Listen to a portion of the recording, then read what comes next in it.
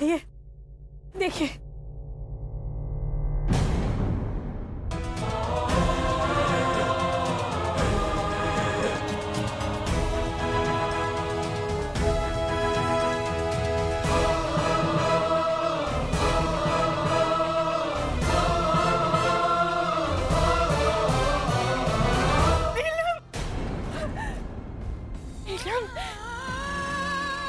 ये क्या किया बेटा तूने? आपकी लड़की एक दूसरे जात के लड़के का हाथ थामे बेजान पड़ी है। अगर अब भी आपके दिल को चैन नहीं है तो 2-4 गोलियां और दाग दीजिए। मारिए, मारिए ना। नीलम, ये क्या किया बेटा तूने? हम लोग तेरे दुश्मन तो नहीं थे ना? इतने नाजों से पाला था तुझे। कौन माँ बाप चाहेगा कि उसकी बच्ची भूखमरी और गरीबी की हालत में जिए?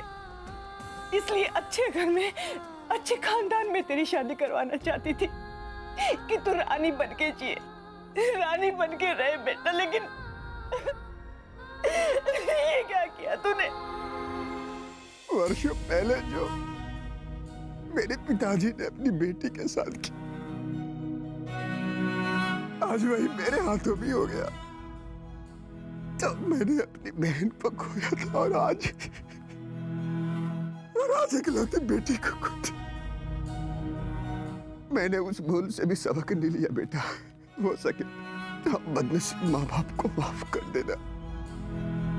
अफसोस, अफसोस कि आपने अपने पिता की गलती से भी कुछ नहीं सीखा। भगवान ने सबको एक समान बनाया है। सबकी रगों में बहता हुआ खून एक ही रंग का होता है। दिल की धड़कनें भी एक सी होती है। आप तो करते रहे फर्क, लेकिन देखिए, इस जहर ने कोई फर्क नहीं किया। दोनों पर एक सा ही असर किया। जात पात और धर्म जिंदगी से बढ़कर नहीं होता है सर। अब तो पुरानी लकीर पे चलना छोड़ दीजिए। आप जैसे लोगों की वजह से हर रोज नौजवान अखबारों की सुर्खियां बन जाते हैं। जिंदगी के बदले मौत को गले लगाना वो पसंद करते हैं।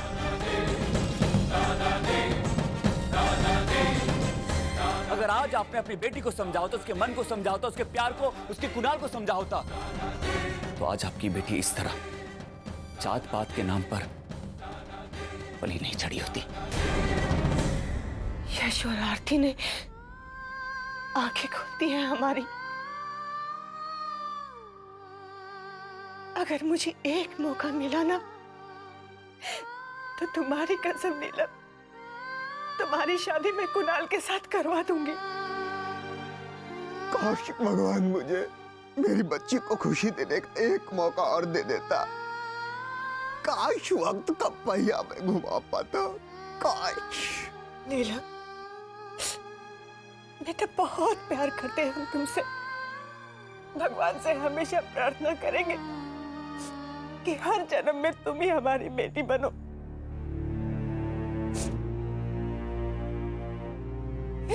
भगवान, मैं वादा करती हूँ अगले जन्म में मैं ये भूल नहीं करूंगी। अगले जन्म में हम अपनी बच्ची का प्यार उससे नहीं छीनेंगे। नीलम बेटा, एक बार आके खोल बच्चा, एक बार अपनी माँ से बात कर। नीलम, नीलम एक बार आके खोल दे बेटा। एक बार मुझसे बात कर ले मेरा बच्चा, सिर्फ एक बार आके खोल।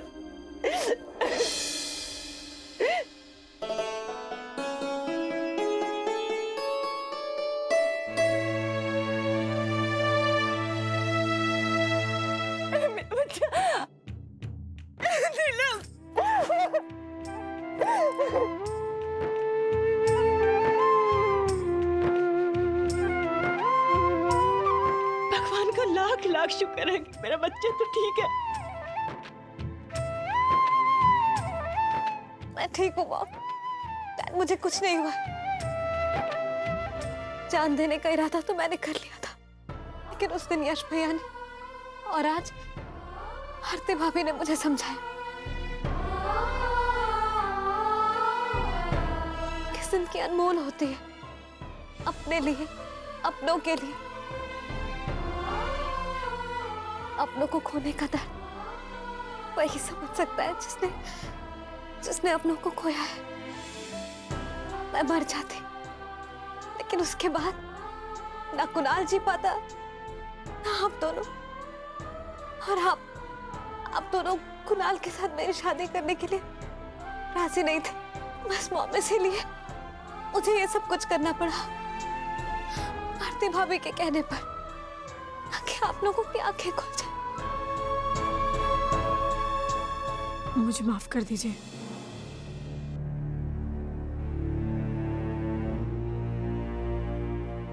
मैंने आप सबसे झूठ कहा।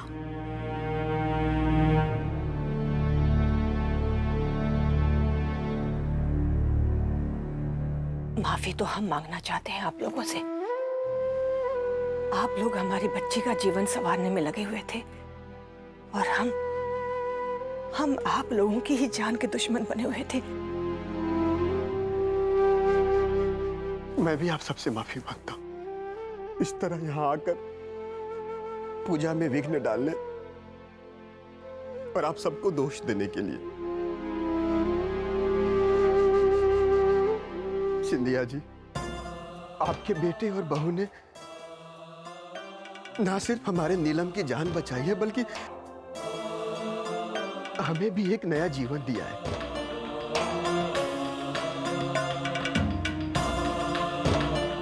जीने का मतलब समझाकर। और हम वादा करते हैं, नीलम की शादी कुणाल के साथ ही होगी। और शादी की जितनी भी तैयारियां हैं, वो आप दोनों को करनी होंगी। और इस बार सिर्फ वेडिंग प्लानर की हैसियत से नहीं, बल्कि नीलम के बड़े भाई और भाभी की हैसियत से। मेरी आपसे एक छोटी सी रिक्वेस्ट है। हाँ यश बेटा, कहिए ना, आपको पूरा अधिकार है। मैं चाहता हूं कि नीलम का कन्यादान सिर्फ मैं करूं। हाँ जरूर, क्यों नहीं। किस्मत वाले हैं आप सब लोग, जो यश जैसा बेटा और आरती जैसी बहू मिली है।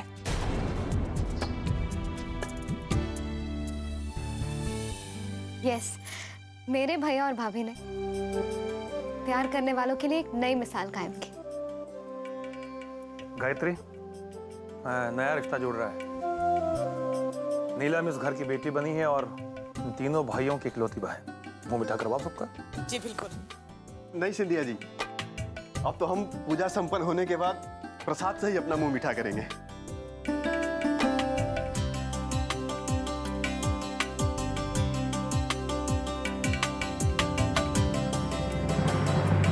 गंगे च यमुने चैव गोदावरी सरस्वती नर्मदा सिंधु कावेरी जलास्मिन् सन्निधिं कुरु। ओम अपवित्रो पवित्रो वा यथावस्थागतोऽपि वा यस्मरे पुंडरीकाक्ष। ओम आभ्यन्तरः शुचि।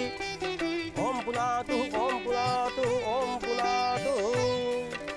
विघ्नेश्वराय वरदाय सुरप्रियाय लंबोदराय सकलाय जगद्विताय नागाननाय श्रुतियज्ञ विभूषिताय गौरीसुताय गणनाथ नमो नमस्ते।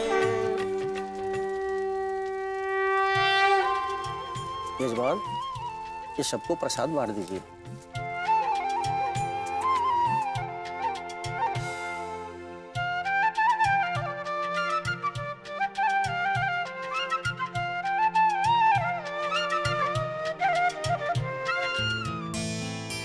तो याद रखिएगा,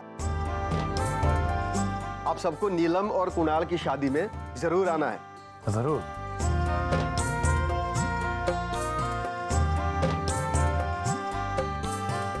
यश बेटा, ये दीपक अपनी पत्नी के साथ जल में प्रवाहित कर दीजिए,